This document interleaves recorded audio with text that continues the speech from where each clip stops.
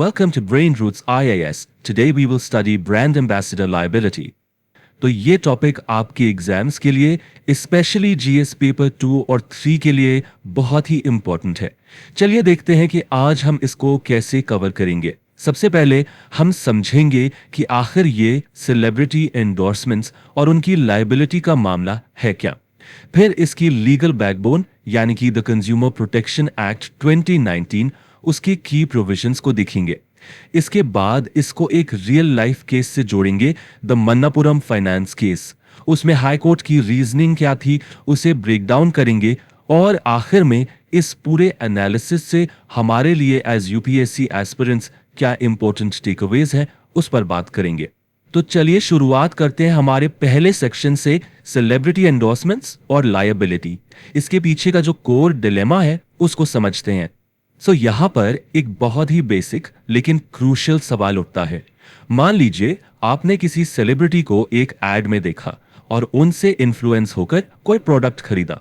अब वो प्रोडक्ट खराब निकल गया या सर्विस ऐसी नहीं थी जैसा वादा किया गया था, तो क्या आप उस सेलिब्रिटी पर, उस ब्रांड एम्बेसडर पर केस कर सकते हैं? क्या उन्हें लीगली रिस्पॉन्सिबल ठहराया जा सकता है? यही वो अहम सवाल है जिसका जवाब हम आज ढूंढने वाले हैं।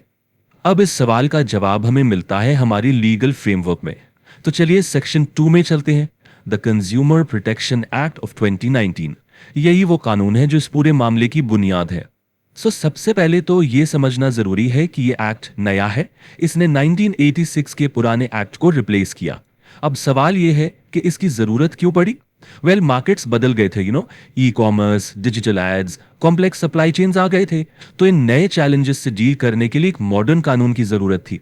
और इसके मेन ऑब्जेक्टिव्स क्या है? ध्यान रखिएगा। पहला, कंज्यूमर्स को अनफेयर ट्रेड प्रैक्टिसेस से बचाना। दूसरा, स्पीडी ग्रीवेंस रिड्रेसल यानी शिकायतों का तेजी से निपटारा करना। और तीसरा, ऑफ कोर्स, कंज्यूमर राइट्स को पहले से और ज्यादा मजबूत करना। अब लायबिलिटी को ठीक से समझने के लिए एक्ट में दी गई कुछ की डेफिनेशंस को देखना पड़ेगा।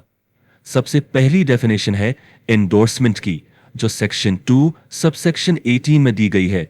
देखिए, लॉ ने इसको काफी ब्रॉडली डिफाइन किया है। इसके मुताबिक एंडोर्समेंट का मतलब है एड में कोई भी ऐसा मैसेज या रिप्रेजेंटेशन जिससे कंज्यूमर्स को यह लगे कि यह उस सेलिब्रिटी का अपना ओपिनियन, बिलीफ या एक्सपीरियंस है। इतना ब्रॉड इसीलिए रखा गया है ताकि हर तरह के प्रमोशनल मैसेज इसके दायरे में आ सकें। और हां, एंडोर्समेंट का कॉन्सेप्ट सीधे सीधे जुड़ा है हमारे अगले इंपॉर्टेंट टर्म से, मिसलीडिंग एडवर्टाइजमेंट। इसको डिफाइन किया गया है सेक्शन 2 सबसेक्शन 28 में। तो कब एक एड मिसलीडिंग माना जाता है? जब वो किसी प्रोडक्ट के बारे में झूठी जानकारी देता है, यानी फॉल्सली डिस्क्राइब करता है या फिर फॉल्स गारंटीज देता है। और सबसे इंपॉर्टेंट, जब वो कंसील्स मटेरियल इंफॉर्मेशन। अब ये मटेरियल इंफॉर्मेशन क्या है? ये वो जानकारी है जिसके मिलने पर शायद आप वो प्रोडक्ट खरीदते ही नहीं, जैसे कि किसी प्रोडक्ट के साइड इफेक्ट्स के बारे में ना बताना। अच्छा, अब कानून तो बन गया, डेफिनेशंस भी आ गए, लेकिन इसको एनफोर्स कौन करेगा? इसके लिए 2019 एक्ट ने बहुत ही पावरफुल बॉडी बनाई, the central consumer protection authority, जिसे हम शॉर्ट में सीसीपीए कहते हैं। और सीसीपीए के पास पावर्स आप देखिए काफी एक्सटेंसिव हैं। वो अनसेफ गुड्स को मार्केट से वापस बुलवा सकती है यानी रिकॉल करवा सकती है, गलत ट्रेड प्रैक्टिसेस को रुकवा सकती है, मिसलीडिंग एड्स को बदलने का ऑर्डर दे सकती है। और यहां आता है हमारा क्रूशियल पॉइंट, सीसीपीए ना सिर्फ मैन्युफैक्चरर या एडवर्टाइजर बल्कि सीधा एंडोर्सर्स पर भी मॉनेटरी पेनल्टी लगा सकती है। इतना ही नहीं, कुछ गंभीर मामलों में सीसीपीए एंडोर्सर्स को आगे एंडोर्समेंट करने से रोक भी सकती है यानी प्रोहिबिट कर सकती है। तो अब तक हमने एक थियोरी और लॉ को समझा। चलिए अब इसको एक प्रैक्टिकल केस से जोड़ते हैं। हमारा अगला सेक्शन, सेक्शन 3 है द मन्नापुरम फाइनेंस केस। इस केस में famous actor Mohan Lal involve थे और इससे हमें एक क्लियर पिक्चर मिलेगी कि ये सब कॉन्सेप्ट्स रियल लाइफ में कैसे काम करते हैं। तो इस केस के फैक्ट्स क्या थे? बेसिकली कुछ लोगों ने गोल्ड लोन लिया और वो उस एड से प्रभावित थे जिसमें 12% इंटरेस्ट रेट का वादा किया गया था। इस एड में एक्टर मोहनलाल थे। बाद में इन बोरोवर्स ने आरोप लगाया कि जब वो लोन बंद करवाने गए तो कंपनी उनसे ज्यादा इंटरेस्ट मांग रही थी। तो इसके खिलाफ वो लोग district consumer disputes redressal commission यानी डीसीडीआरसी चले गए।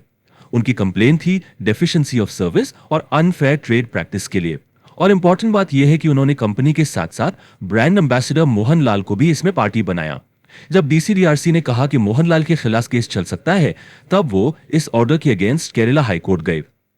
अब हम आते हैं इस केस के सबसे सबसे इंपॉर्टेंट हिस्से पर, section 4, the high courts reasoning. चलिए इस वर्डिक्ट को आराम से डिकंस्ट्रक्ट करते हैं पॉइंट बाय पॉइंट। तो हाई कोर्ट ने अपनी जांच शुरू की लेजिस्लेटिव इंटेंट को एग्जामिन करके। अब इसका क्या मतलब है?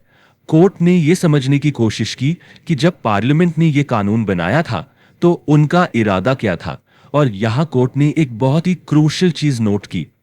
पूरे कंज्यूमर प्रोटेक्शन एक्ट में जो एंडोर्सर शब्द है वो सिर्फ एक जगह इस्तेमाल हुआ है, सेक्शन 21 में, जो खास तौर पर मिसलीडिंग एड से डील करता है।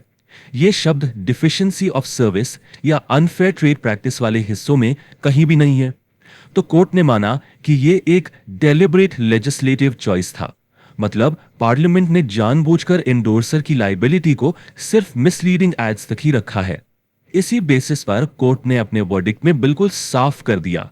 उन्होंने कहा कि किसी सेलिब्रिटी का सिर्फ एक एड में आ जाना, उनका मेरे अपीयरेंस उन्हें डिफिशिएंसी ऑफ सर्विस के लिए जिम्मेदार नहीं बनाता। लायबिलिटी के लिए जो सबसे जरूरी चीज है वो है एक डायरेक्ट ट्रांजैक्शनल नेक्सस। अब इस टेक्निकल टर्म का आसान मतलब क्या है?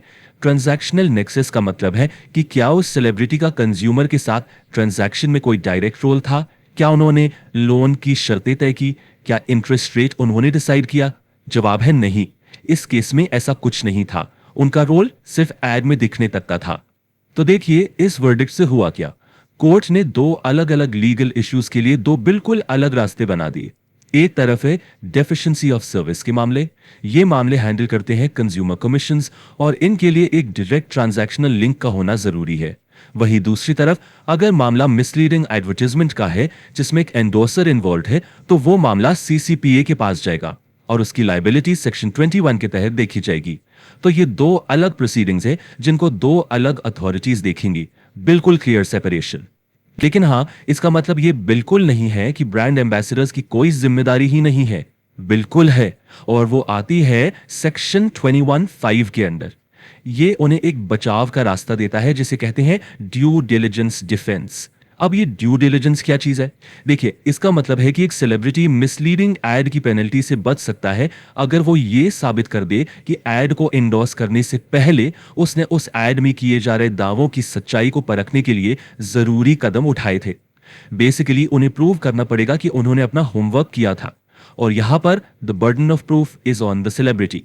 तो चलिए अब हम अपने आखिरी सेक्शन पर आते हैं, सेक्शन 5, वर्डिक्ट सिग्निफिकेंस। अब तक जो हमने डिस्कस किया उसको कंसोलिडेट करते हैं और ये देखते हैं कि इससे हमारे एग्जाम के लिए, खासकर मेंस के लिए, क्या की टेकअवेज निकलते हैं।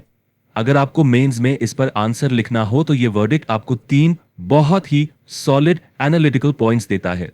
पहला, क्लियर बाउंड्री। इस वर्डिक्ट ने एंडोर्सर के एडवर्टाइजिंग रोल और सर्विस प्रोवाइडर की ट्रांजैक्शनल लायबिलिटी के बीच एक साफ दीवार खड़ी कर दी है। दोनों अलग अलग हैं। दूसरा, स्टैट्यूटरी क्लैरिटी।